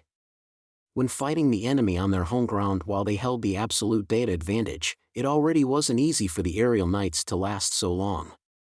She could not let Eagle Face's efforts be in vain. Yes. She took a deep breath and rallied herself. She passed the news through a sigil and transmitter simultaneously. The planes which received the notice turned directions and used the advantage of their speed to escape the battlefield. It was also at this moment that Sylvie saw an incredible scene. Not all the aerial knights were retreating into the distance. 3 Fury of Heaven planes had no intention of leaving and were instead flying towards the Demon's King's city. "Hey, do you know what you are doing?" In the receiver, Finken's rowdy voice blared ceaselessly. "This is not an exercise." "I know that obviously." Good roared as well. As he spoke, he shot and finished a devil beast which was charging straight at him. If everyone is flying out, the enemy is bound to discover that the Ark of Peace has dropped the bomb. Although changing its trajectory isn't easy, who knows what will eventually happen. If you don't believe, look at that fellow, he clearly has the same idea as me. The reason why Good insisted on staying in the original area of attack was precisely because he was worried that the demons would notice the bomb which was dropped from a high altitude and manage to stop it from landing on the deity of gods. The second high-explosive bomb weighed 4 tons and it was installed with a god stone of retaliation. Be it spear throwing or the power of magic stones, it was difficult to damage it. However, the problem lay in the fact that it only produced the best effects by exploding in the core region of the floating city. This was something that was emphasized numerous times in the battle briefings. It was nearly impossible for the devil beasts to chase after it by their own initiative, but one could never be too careful. If a devil beast were to happen to intercept it while it followed its trajectory, the outcome might be greatly altered. And he was the guardian to see it to the end. Regretfully, he was not the only one who had thought of this. Someone had acted faster than him. Perhaps he had taken action the moment the bomb left the plane. That person was none other than Manfeld Castian. In fact, he was the first to notice Manfeld's plane and, from the chaos, found the round bomb. The 3 Fury of Heaven planes took up a triangular formation and chased after the bomb. Their engines produced ear-splitting booms that tore through their earmuffs. Good even saw the stabilizer fins located at the end of the bomb. If he was maneuvering a former Fire of Heaven, his plane would probably be reduced to pieces from traveling at such high speeds. Thankfully, the journey wasn't too far. After destroying 2 devil beasts which attempted an approach, the huge hole in the dome of the deity of gods appeared before their eyes. Chapter 1468, Ignition. Good clenched his control stick tightly and stared unblinkingly ahead. Time seemed to flow slowly. In the beginning, he could still hear the roaring of the engines, but gradually, the voice was drowned by the thumping of his heartbeats. It didn't take long before the sound of his heartbeats vanished. The world about him became especially serene. As the bomb distanced itself from the Fury of Heaven, the opening in the dome appeared larger. It nearly occupied all of his vision. At this point in time, many demons had noticed them. However, in that frozen moment in time, their actions of turning tail was as slow as a snail. Scenes from the meeting before they set off on the mission surfaced in his mind involuntarily. "Your Highness, do the bombs dropped by the bombing squadron really possess such immense power? If I fly fast enough, I should be able to outrun the blast, right?" The person who asked was none other than Finken. Regardless of the occasion, he could always use his inappropriate words to garner laughter in everyone. To be honest, he envied the guy at times. "Unless you can fly faster than light," the princess rebutted mercilessly. "At the instant it explodes, the intense light it generates is enough to instantly cook you. By the time you see it, it's already too late. Even if you are lucky to dodge the light, the subsequent blast will exceed the speed of sound for a brief moment. Therefore, the only safe way of dodging is to keep a sufficient distance from it." She paused when she said that. "At least that's how it is for the first bomb. What about the second bomb? If the god of luck blesses you, you might have a chance. However, compared to praying to the heavens, why not nudge your control stick and retreat ahead of time?" Amid the laughter, Her Highness Tilly did not continue going in detail. However, it left an impression on Good. In fact, after seeing the explosion of the first bomb, he could guess at the hiding method pointed out by Princess Tilly. Just the glory of the sun alone was not enough to completely obliterate the deity of gods. This was also the reason why targeting the core of the Red Mist Lake was emphasized in the plan. And when its interior exploded, the latter's massive body would become a natural shield. However, Princess Tilly wasn't right on one thing. It was not completely down to luck. A lot of it depended on their squadron mates. If it were anyone else, Good wouldn't have been that certain. And the person in charge of the second drop was the aircraft commander of the Ark of Peace, Eagle Face. He was a person who never believed in luck. If it was the instructor, he would definitely ensure that he met the responsibilities of his duty. This was also why Good was determined to escort the bomb to the end. He did not wish for the enemy's luck to destroy all that the instructor had done. "Hey, Good. Answer me. Are you in a daze?" Suddenly, his companion's voice broke the stillness of time. The wind and engine sounds entered his ears once again. "Bastard, any longer, and we will be dropping in together with the bomb. Do you really want to abandon Rachel? Do you still remember the series of actions we did during our exercises?" Good interrupted him. 3, 2, 1. Just as he finished his sentence, Manfeld, who was flying ahead, pulled his plane up. He followed closely behind as he pulled the control stick to his chest. The three planes scattered like a blooming flower, and right in the middle of the flower was that round bomb. The tremendous forces pressed him to his seat, making it difficult to even breathe. His vision slowly spun, going from the opening to the Blackstone Pyramid's exterior. Even with the Fury of Heaven's engine, it was still a difficult feat to pull off. While plummeting at high speeds, trying to switch to normal flight was impossible. Furthermore, once the bomb exploded, the entire sky would become extremely dangerous. What they could do was try their best to adjust the angle, making the Fury of Heaven cling close to the periphery of the deity of gods and using its pyramidal stone walls to escape the initial blast while using the distance to change their directions. It was at that moment when Good saw an extremely strange demon. Regardless of its getup or its looks, it had a qualitative difference from the other demons. Both parties were less than 50 meters apart, and it wasn't an exaggeration to call it as brushing past the demon.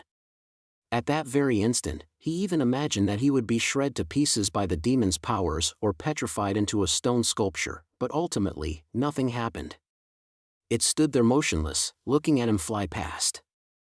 At the same time, the bomb brushed past the opening and fell into the dome. Mask lowered the hand which had raised the core high. Luck was not on the demon's side.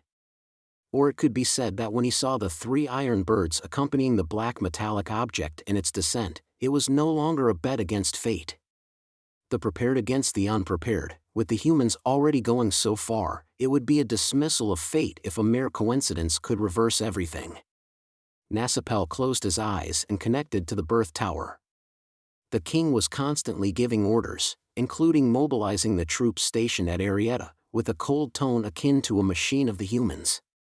He directly controlled the core apparatus and cut off the king's messages. In a certain way, doing so exposed his tampering of the magic core, but he couldn't care less. The king quickly reacted as the realm of mind lake beneath his feet immediately churned. Magic reverberated with an intensity that appeared to take physical form. Perhaps in the realm of mind, the king had already stirred up several ripples. As long as Mask had contact with the realm of mind, perhaps there wouldn't even be a chance for resistance, allowing him to be pulled straight into the presiding Holy See. Unfortunately, the network he created had zero connections with the realm of mind. This was a domain that solely belonged to him. Mask simply screened off all the brains that could sense magic power, turning the entire world silent. At that moment in time, he was the birth tower itself.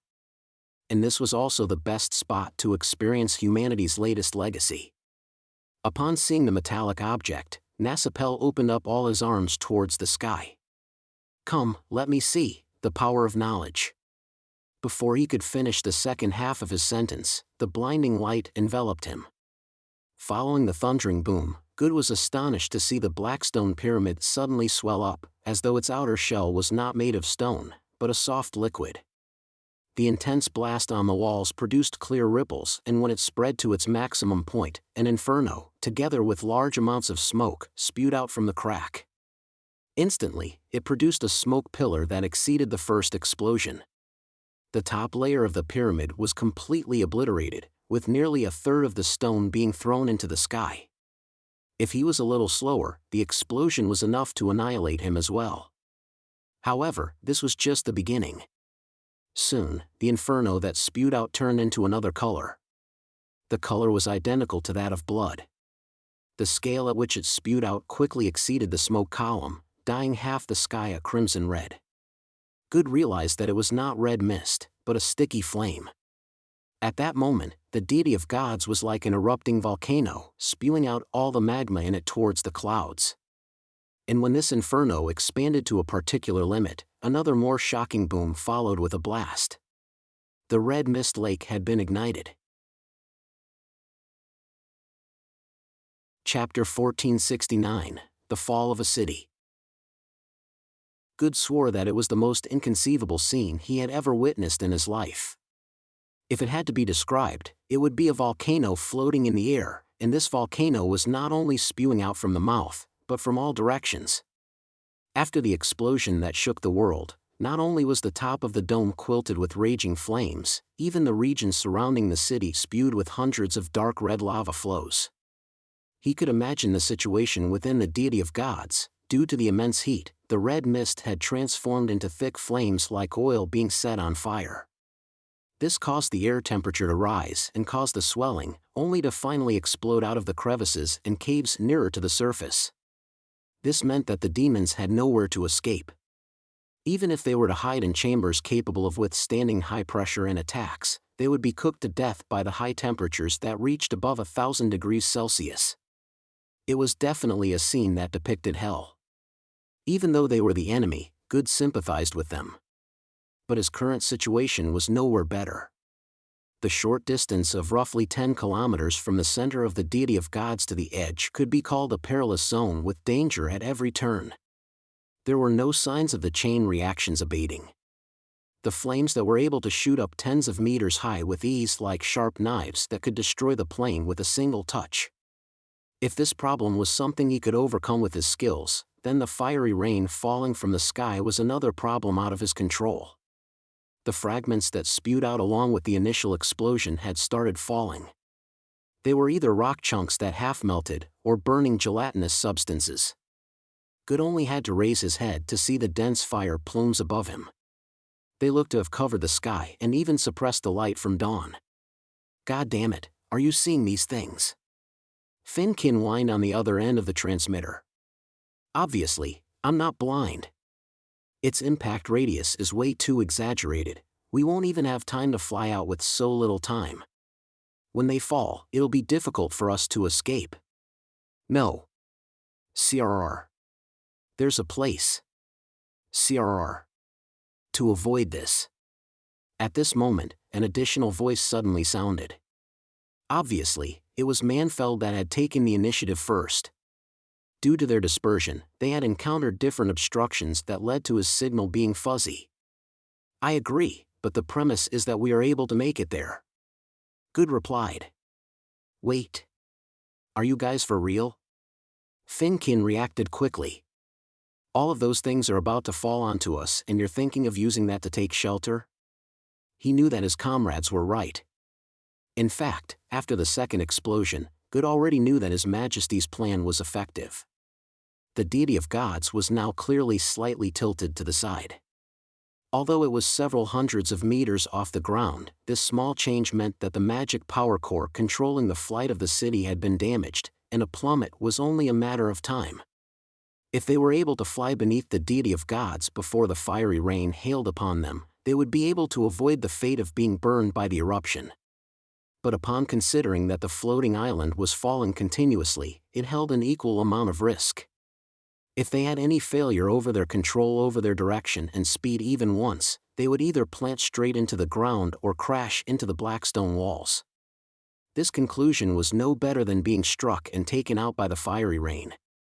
But it did not rely on fate. As the plane finally gained stability, Good accelerated to the plane's maximum capabilities and soared towards the side of the deity of gods. On the Seagull, Sylvie saw the destruction of the Demon's King's city. The violent expansion of the red mist not only surged through the city, but charged out of the sluice gates at the bottom of the tower. The burning red mist had turned into thick flame pillars and engulfed all the gathered demons in a flash, followed by roasting the ground where it flowed like a spewing flintlock, extensively spreading over a few kilometers in seconds.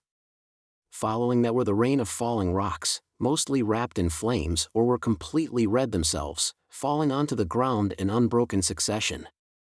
The devil beasts tasked to protect the city suffered under the flames, regardless of where they tried to escape. It was difficult to escape the wrath of the heavens. A distance away from King's City was a demon camp that suffered equally severe repercussions, but they were ultimately only on the periphery of the eruption's destruction. Although the troops that had retreated from the beginning had suffered losses, it was not a complete decimation. To them, it was the fact that the deity of gods they hailed as a miracle had turned into a live volcano city was the true setback they couldn't handle.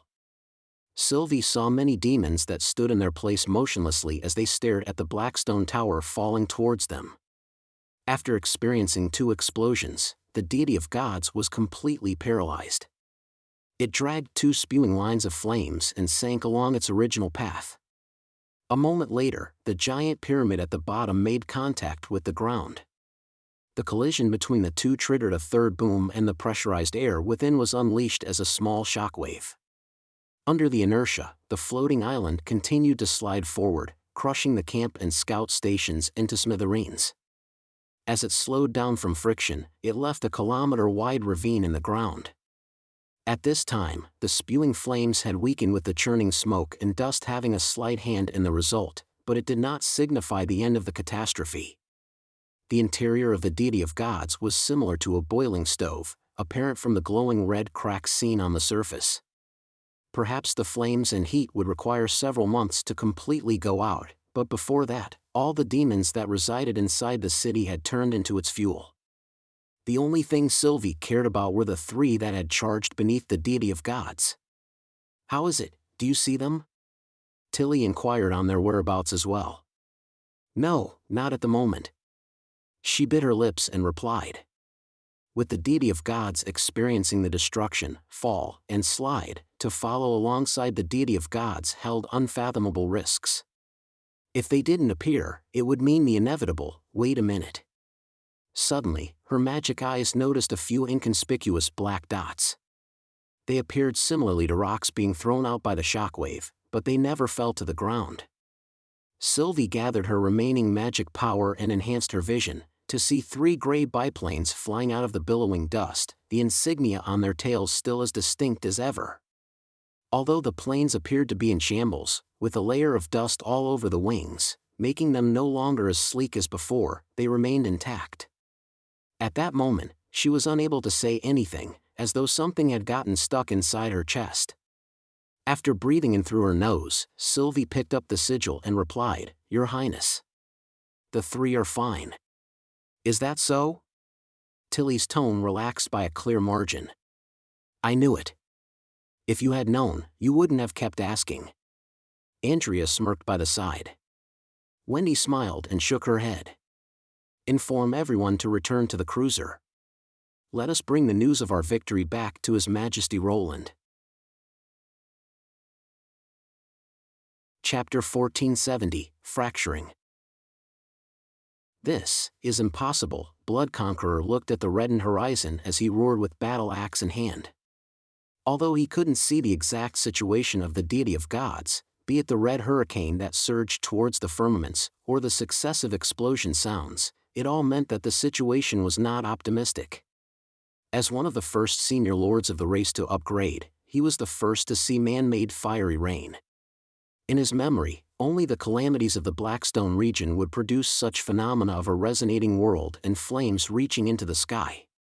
And when it was so strong in intensity that even higher ascendants could sense the magic power blast sweeping towards them, they received confirmation of their worst expectations.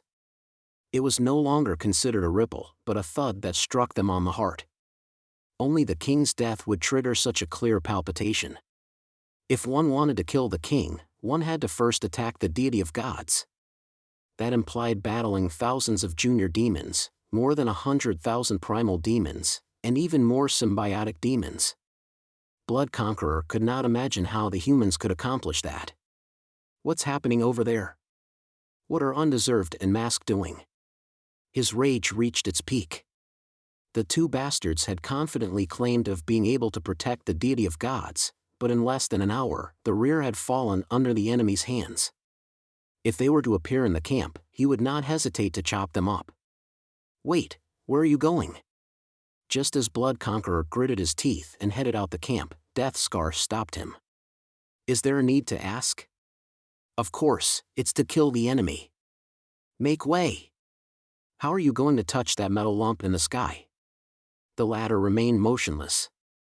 Besides, once the deity of gods is damaged, the birth tower here is the only red mist source that can be reached. The surviving members of the race will definitely retreat towards Arietta. Are you planning on forging forward against the incoming horde? So what? I'll destroy anyone who stops me. Blood Conqueror spat. And as a result lower the morale of the migrants to rock bottom? Death Scar said heavily. The blast from before has already left the camp uneasy. If you were to leave alone, it will probably make them think that you're panic-stricken and fled alone. As such, order in the army would collapse. Bullshit. Blood Conqueror couldn't contain his anger. Even while facing the legions of the Skysea realm, I never took a single step back. How dare you say I'm afraid? So what if you aren't afraid? What matters is how the other upgraded demons think. Even if a surmise is incongruent with reality, when there's chaos and danger, it can also leave one in doubt. Regretfully, it's probably difficult for you to understand this point with your comprehensive abilities. A voice suddenly sounded from behind them. Blood Conqueror immediately widened his eyes, completely unable to forget the owner of the voice. It was none other than the long-missing Skylord, Hacksword. Without any hesitation, he raised his axe and turned around to cleave downwards. The reverberating magic power blasted out, leaving a crater tens of feet wide. Before the dust settled, Hacksword walked out from another distortion door. You, traitor! Blood Conqueror turned his head and roared. That's why I say that regardless of how ridiculous a surmise is, no one will care what the truth is, he said indifferently. I have never betrayed the race. Where have you been the past few months? Death Scar's expression was filled with shock as well. Although he wasn't as angry as Blood Conqueror, he still took on a wary pose. I went to the Bottomless Land. Which is also what the race calls the origins of magic power, the realm of mind, Hacksword answered. What? Did you say? Death Scar was taken aback. It's in between the Land of Dawn and the Blackstone region, above the sea where the fog rises. Skylord recounted his experiences and discovery simply. And the person who informed me of this news is Nightmare Lord, Valkyries. This series of stunning news left the two senior lords agape. It also made the other members of the race who gathered over when they heard the commotion to break out into murmurs. Moments later, Blood Conqueror snapped to his senses. So you chose to join forces with them to betray the king? Is this assault the result of your collusion with the humans? I know you can't understand, just like you are having anger wash over your heads, insistent on seeking revenge on the humans, but throwing the interests of the race to the back of your mind. Hacksword turned his head to look at Death Scar. But you are different from Blood Conqueror. You should understand the meaning behind these clues. In addition, although I've had contact with the humans, I didn't participate in their assault plans. Calling it a collusion is completely ridiculous. Death Scar maintained a moment of silence before speaking. Indeed, I'm not Blood Conqueror. As such, sophistry is meaningless to me. But it is undeniable that your desertion indirectly weakened King City's defenses. Even if you had not involved yourself in the attack, it cannot be said that this assault had nothing to do with you. Sitting idly by the sidelines is in a way helping the humans. Cut the crap! Blood Conqueror roared. Use your ability to restrain him. I'll tear him to shreds with my own hands. However, Death Scar didn't take action. What I wish to ask is that even after going this far, do you think you are doing this for the race? What I think is meaningless, Hacksword answered calmly. The facts of the matter is that the humans grasp a legacy that far exceeds our expectations. It's already impossible to completely destroy them. The final outcome would only be an internecine one. No one can continue this battle that repeats itself. However, by viewing it from another angle, if the battle of divine will isn't necessary, it's possible that both races can survive. Why is it our race that makes the compromise? This time, Skylord's voice had a tinge of wistfulness. It's because the one that can affect God is a human. Are you sure? If you were to see that imaginary world, you wouldn't say so. Skylord sighed. From what Nightmare Lord said, the race once had a chance to go that far. Heath Talese, who created the Cloud School, had heard the whispers of the oracles, and back then, humans were nothing but in a state of disunity. Death Scar stared at him for an extended period of time, seemingly trying to determine if it was something he said from the heart. Finally, he asked softly, "What direction does Nightmare Lord actually wish to take the race? Has she pledged loyalty to the human you mentioned?" "No, there's no need for us to do anything. All we need to do is bring him to the bottomless land." "In that case." "Ridiculous." Blood Conqueror raised his foot and suddenly stomped the ground, interrupting the duo's conversation.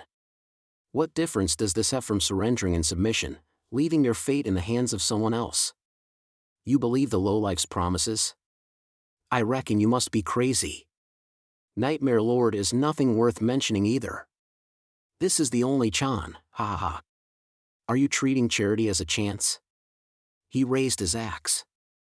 "Has the centuries of war with the Sky Sea realm not emboldened you at all? Oh, I forgot. You really lack the guts. After all, how can you truly encounter a strong enemy by hiding in the rear?" Hacksword's expression sank. "I was born for blood and slaughter. And so-called fate is something that only I can hold." Blood Conqueror roared. "Lowering our weapons to our enemy and pleading for their kindness? No. I, Blood Conqueror, would rather die than surrender to anyone. Although I knew this would be the outcome, I still wished to try my best to avoid it." Hacksword raised his hand and snapped his fingers. A new distortion door slowly opened up behind it. Out of the door was the expressionless silent disaster. Dark clouds billowed in the sky.